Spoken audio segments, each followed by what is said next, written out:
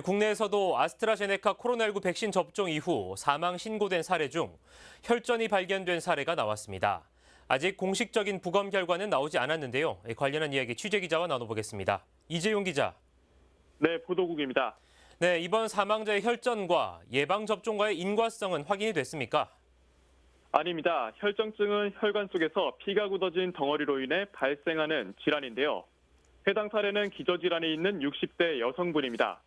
지난달 26일에 아스트라제네카 코로나19 백신 접종을 했는데요. 지난 6일 호흡 곤란 등의 증상으로 진료 중 당일 사망했습니다. 예방접종 피해 조사반에선 지난 12일 예방접종과의 인과성을 심의했는데요. 아직 단정하긴 이르지만 예방접종이 아니라 다른 원인에 의한 사망 가능성이 높다는 평가가 나왔습니다. 예방접종과 이상반응 간의 시간적 개연성이 낮고 단기간 기저질환이 있었다는 게 그 이유입니다.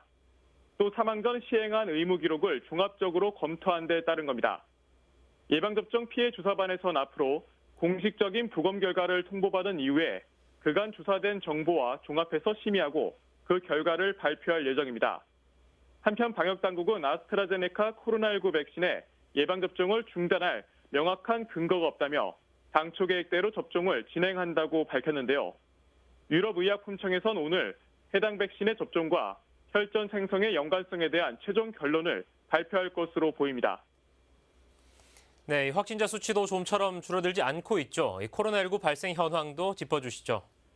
네, 코로나19 신규 확진자 수는 어제에 이어 이틀 연속 400명대로 집계됐습니다.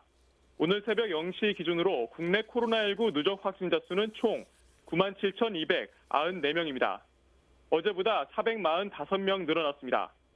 지금까지 사망자 수는 1,688명입니다.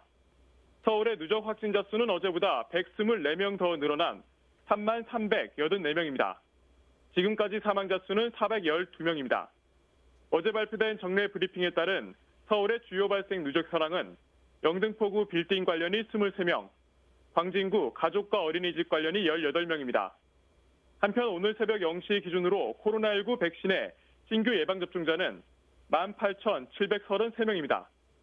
전체 예방접종자는 64만 1,331명입니다.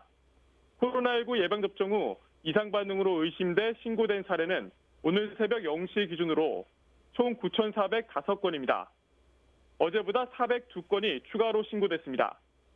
전체 신고 사례 가운데 근육통 등 일반 사례는 9,298건이고 아나필락시스 의심 사례는 81건, 중증 의심 사례는 10건입니다. 사망 사례는 총 16건입니다. 지금까지 코로나19 소식 전해드렸습니다. 네, 이재용 기자 잘 들었습니다. 지금까지 코로나19 관련 소식 살펴봤습니다.